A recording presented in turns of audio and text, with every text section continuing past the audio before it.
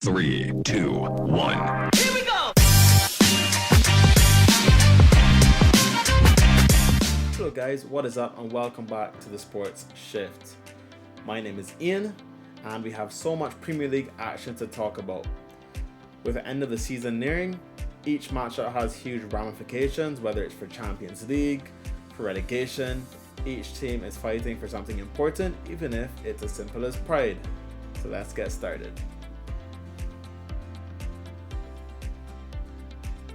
So here are this weekend's Premier League fixtures. Everton welcome second place Arsenal. Crystal Palace face Brighton in this huge rivalry.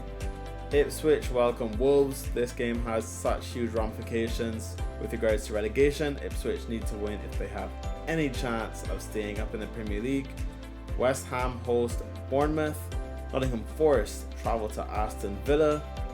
Brentford welcome Chelsea, just a short trip across the capital. Fulham host league leaders Liverpool. Spurs welcome Southampton. Manchester Derby at Old Trafford. And to wrap it all up on Monday, Leicester welcome Newcastle. So how about some predictions? Starting off, we have Arsenal traveling to Everton. It's a little interesting. Everton have been hard to break down, but they don't create much. It was a very cagey Merseyside derby. Liverpool didn't look up to it. Everton had a couple chances, including Beto going one-on-one, but was unable to find a breakthrough, and Liverpool's solid defense was enough to hold it. Jota with a pretty good goal. As you can see, Everton's form, very difficult. They don't concede much, don't allow many chances, but they don't create, hence a lot of draws and the loss that they had against Liverpool in midweek. However, Arsenal are back to winning ways after a tricky run. Maybe trying to just put a little bit of pressure on Liverpool and keep Liverpool honest, but also find some form as they travel to Real Madrid in midweek. If you look at their head-to-head records, Arsenal maintain their dominance over Everton in this fixture. However, the last time they played in December, it was a 0-0 draw at the Emirates, and it'll be very interesting. I do think Arsenal edge this one. They have Saka back. They're trying to find their quality. But it is interesting to see how Mikel Arteta manages the injuries such as Timber. He's a little iffy right now. And a few other players such as Ben White, are they going to risk them for this fixture to try and get a little form, a little momentum? Or do you just completely sit them and save them for Real Madrid in midweek? This game is a huge rivalry. I had the pleasure of seeing this game live in person at Selhurst Park. And that is where it will be played again. These fans hate each other, these two sides hate each other, and if you're going to watch a game, this is a great game to experience. Palace have been in really good form, including a FA Cup quarterfinal win. They are playing in the semi-finals. That comes in a few weeks. But right now they have to focus on defeating long-term rivals Brighton. Brighton were in really good form previously, but they had a little bit of a stutter over recent weeks. Both sides coming off of disappointing midweek performances. Palace only able to muster a draw against Southampton, and Brighton with a very dominant defeat at the hands of Aston Villa. It is perfectly split in terms of the head-to-head, and it's all to play for. If I had to pick this one, I would just go with the home team. So I'm going to go with Palace just because they're at home, and I would say even though they have similar form tables, I would say that they're in slightly better form, but you can never count out Brighton. I think it's going to be end to end, and I expect a very gritty, rough match, and I can't wait to watch it. Definitely going to be watching this one. Palace did get the better of them at the Amex in December, and Brighton will be looking for revenge. Wolves traveling to Ipswich. This game is huge for the relegation battle. Ipswich need to win this to cut the gap to 7 points if they want to have any chance of staying up. They had a huge win against Bournemouth in midweek, but it didn't really do them much good because Wolves also were victorious against West Ham. These sides have only played each other once before. That was in December, where Ipswich were 2-1 winners at Molineux, Now Ipswich are trying to do the business at home, but I find that they do tend to play a little bit better away from home, so it's going to be an interesting matchup. Once more, there is no Mateus Cunha, but Stram Larsen has been leading the line quite well in recent weeks. So it should be a pretty interesting matchup, and one thing I think is for sure is there will be goals. Both teams have weak defenses, but they do have the ability to create chances. I'm going to lean Ipswich, and I expect a really interesting relegation battle to close out the season. Bournemouth travelling to the capital to play West Ham. Bournemouth, a very disappointing performance against Ipswich in midweek. I don't know if it's fatigue from FA Cup. I know they had a few injuries, the likes of Tavernier and Kluivert definitely were missed. Dango Ouattara just hasn't been able to do it from the start. Semenyo has been pretty quiet. I know Evan Nilsson got a goal, but not really convinced. I find Bournemouth play a lot better against higher opposition where they can hit them on the counter. Against a team like West Ham, it's going to be pretty interesting because West Ham have been very solid defensively, not creating too much, but also they've not really been conceding. I can't tell you the last time they conceded more than one goal. And similarly was the result in midweek where they lost 1-0 against Wolves. I think because they're away, Bournemouth might have a better chance to play on the counter. West Ham might look to take a little more possession, and so I'm going to edge Bournemouth on this one. But I don't think it's going to be easy. They're definitely going to be difficult to break down, and I don't know, Bournemouth have a lot to do. Their Champions League spot is not secure. They definitely have to work hard to get European position. This season it's looking like the top 5 will get Champions League, which makes things very interesting. So we'll see what they can do. It was a draw in the return leg at the Vitality Stadium, and I mean, I could see it drawing. I think Bournemouth do have more quality though, even though Mohamed Kudus is back. I think Bournemouth edge this one. Aston Villa hosting Nottingham Forest. Both these teams are semi-finalists in the FA Cup. Aston Villa has a Champions League fixture against PSG to prepare for in midweek. Will they have one eye on that? Nottingham Forest with a very impressive win against Manchester United. One chance is all they needed to score from a United corner, lying around the length of the pitch, shove down Garnacho, sit down boy. And it was a very depressing performance from Man United, but that's not Nottingham Forest's fault. They did what they had to do. Very solid. We know that you can't break us down. You don't have enough creativity. Hoyland and Cersei just aren't good enough at top. Garnacho very wasteful, very selfish, and unlike United, Forest are very clinical. Elanga showing his old side what mistake they made in selling him. That being said, away from home they'll be playing on the counter, but Aston Villa have been looking very good recently. Their defense has been very solid, and we know Nottingham Forest give up chances. They gave up a few against United, but United just weren't clinical enough. They had one saved off the line very late by Murillo, but Aston Villa have been looking really good in recent weeks, especially like some Marcus Rashford, and with Ollie Watkins being a little bit of a doubt, I'm not sure if he'll start, so I expect Rashford to lead the line, and he'll be playing for a spot against PSG in midweek, so look for Aston Villa to come firing, and I do expect them to win this one comfortably. Chelsea traveling a very short trip to Brentford. Chelsea very inconsistent. Similarly, Brentford, this is going to be a very interesting game. Brentford at home, they usually do play quite well at home. Chelsea was a very impressive win against Spurs. They probably should have scored more than one goal. That being said, Spurs did have a few chances late on, so Chelsea have by no means look solid right now, and I expect Brentford to take advantage of that. Look for the likes of Brian Mbeumo, Johan Wissa. I know they were quiet last week, but I expect them to look a little more threatening. Brian Mbeumo against Marc Cucurella. You know Cucurella loves to get out of position, push up the field, and Brentford on the counter can be quite menacing.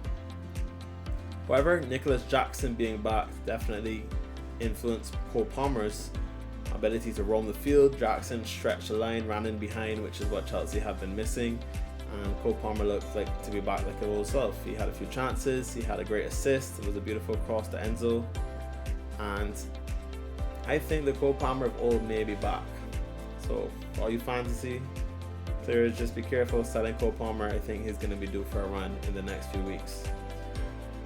So because of that, I'm just going to edge Chelsea. Brentford definitely have the ability to either draw or beat them, but I do think Chelsea have slightly a little more quality. When he's on his game, Pedro Neto is explosive. Jadon Sancho inconsistent, but when he runs at people, he still has the skill to go past you. And then like Nani Madueke might be starting even off the bench. She was pretty dangerous against Spurs, so I think Chelsea just edge it, probably 2-1. Fulham versus league leaders Liverpool. I mean, look at that form, 4 wins out of 5. Unlike Fulham, who are very inconsistent, coming off a huge win against Spurs to then falter against Arsenal, only mustering a late goal, but it was a bit flattering. Like, they definitely didn't deserve it. Arsenal are pretty dominant, and I don't see how Fulham stop Liverpool, even this inconsistent Liverpool side that hasn't looked great in recent weeks. I still think they have enough quality to get over the edge. They're going to want to put an end. They don't want to drag on this Premier League title run. So I think Salah is due a goal, probably gets back in the goals, and probably I think it's a pretty dominant display. I'm looking at 2, maybe 3-0. Spurs against Southampton. Just look at the reverse leg in December. Spurs thrashing Southampton 5-0. Can this be repeated? I think so. I think this is a perfect game for Spurs right before their Europa League game. That's a huge game that they have to play, and well, all their eggs are focused on winning Europa League to get European football next season. They still want to find some momentum. Ange is on the hot seat. He needs to start putting some wins together.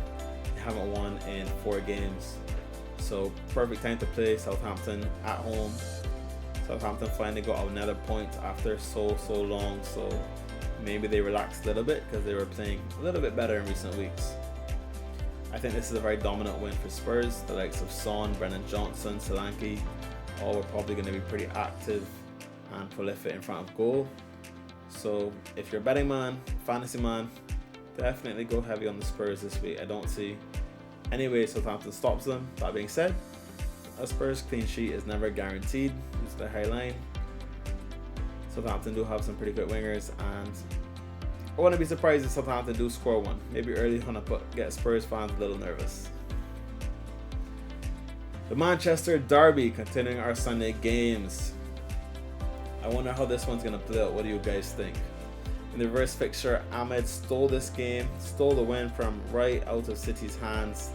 United definitely didn't deserve it. How this game play out this time around? United have been struggling to create chances. Maybe playing on the counter attack might suit them a little bit better. We know City are going to dominate the ball, but the likes of Marmoush, Savinho, they're just going to give, whether it's Dalo or Dorgu, a torrid time. Gundogan picking passes, Doku flying down the wing, and Onana's going to be really busy. That's for sure. Onana's going to be busy. I do think United can score. Bruno can have a moment of brilliance, or on the counter attack they can definitely do something. I'm not confident United win. I probably have to go draw. We'll see what I have in my predictions when we get to that stage.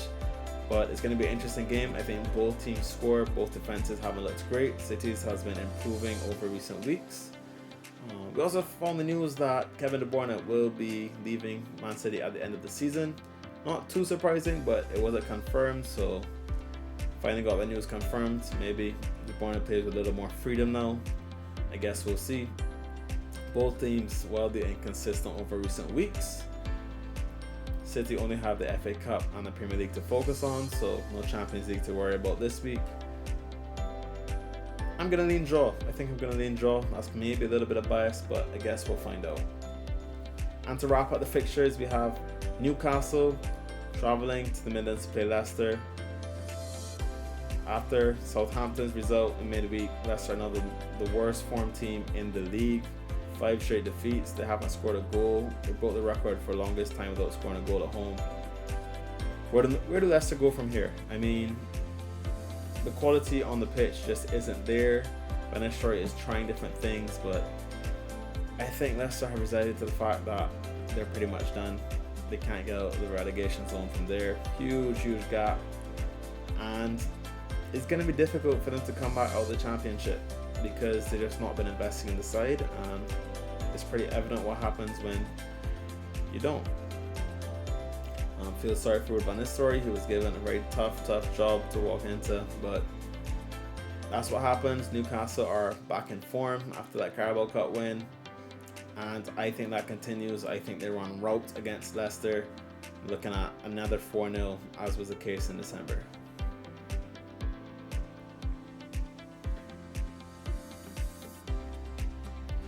So just to confirm, these are my predictions. I had Arsenal winning, Crystal Palace and Ipswich both winning at home. I'm not too confident in the Bournemouth win. I do think they edge it, but I could easily see that game drawing. I think it's going to be pretty low scoring. Bournemouth aren't very clinical, and West Ham don't give up too many chances. Aston Villa, Nottingham Forest.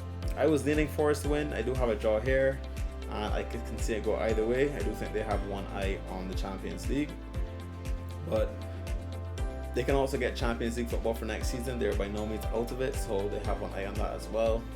And maybe because they're at home, you should edge win, but I think it's safe. You have to pay Nottingham Forest their respect. They've been in the top 4 or there around all season, and they're there for a reason. So it's going to be a very close game. I can see a 1-0 or 2-0, but I can also see Aston Villa edging it. Chelsea and Liverpool both win away from home. Liverpool just counting on the days until they can clinch the title. Spurs getting back to winning ways with a dominant display versus Southampton. The points will be shared in the Manchester derby. Maybe that's a little bit of bias, let me know. And I have Newcastle winning on Monday away to Leicester. Well, when looking at the goals, obviously you're going to have teams playing relegation sides or teams that create a lot of chances. Spurs, Newcastle, both playing relegation threatened sides. Chelsea against Brentford. Chelsea have been one of the best creative teams this season, along with the likes of Liverpool, Manchester City, and Aston Villa. On the opposite end, we can look at the clean sheet odds. Arsenal, as usual, are the favourites to keep a clean sheet. Newcastle against probably the worst attack in the league in Leicester. Then Spurs against Southampton. Southampton just haven't been creating much. And Liverpool is the second best defence in the league, so no surprise that regardless of the opposition, they usually are pretty consistently high on the clean sheet odds percentage. So if you use this information, you can see which team has a high chance of scoring, and obviously in the opposite end there, opposition will have a low chance of conceding, low chance of keeping a clean sheet, sorry. So we can utilize these things to try and find who the goal scorer will be.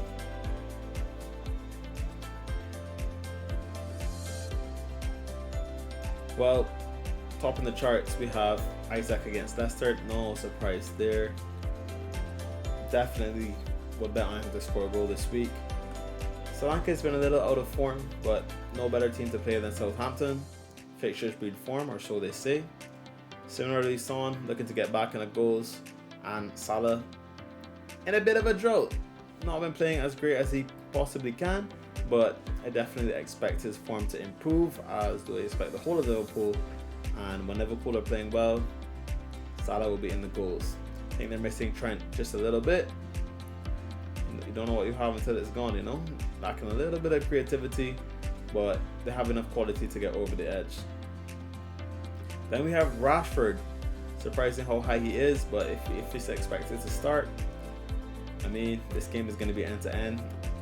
I expect Forest to counter, throw a lot of numbers forward. Similarly, Aston Villa, Forest do concede quite a few chances, so not surprised there. And United defense is hard, so that's why Marmouche is so high. After that, it's pretty typical. But if you're a betting man, I would definitely look to maybe one of the top 5.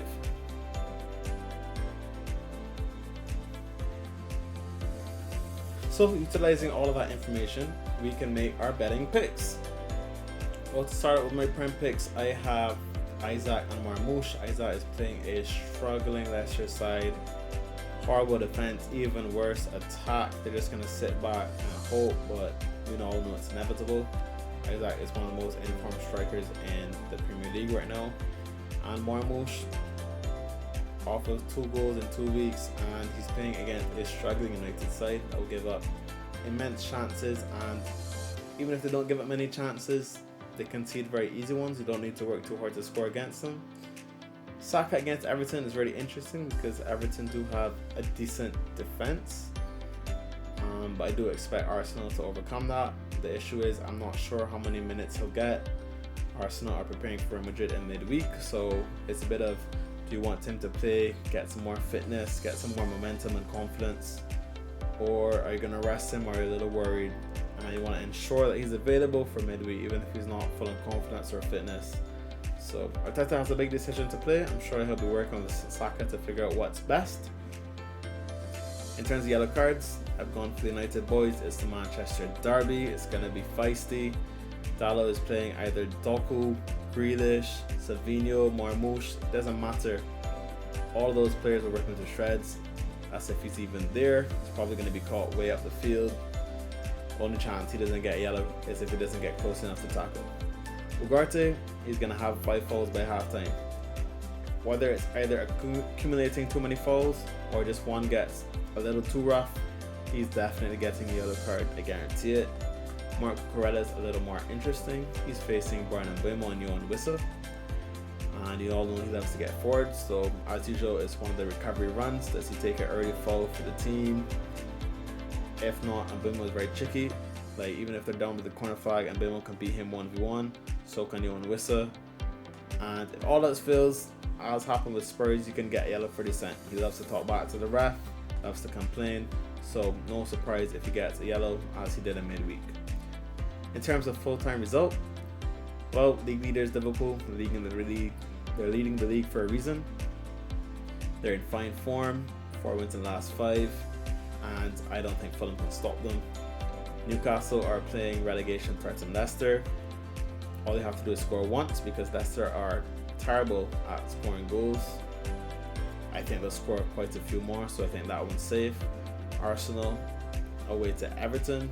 That's a little risky. The first Saturday game is always a little unpredictable, but I definitely do expect Arsenal to have enough quality to overcome that. And Spurs are a long shot because they're Spurs. They're playing bottom of the league Southampton, so we would all expect them to win. But Spurs, they're going to be Spurs. I wouldn't be surprised if Southampton score and make it a very nervous game, but I do think Spurs will prevail. So that's going to do it for this video, guys. Thank you so much for tuning in. If you haven't already, be sure to like and subscribe. Definitely helps out the channel. Let me know if you guys made any of the same picks as me. Am I talking foolishness? Let me know. Otherwise, enjoy this weekend's games and see you guys later.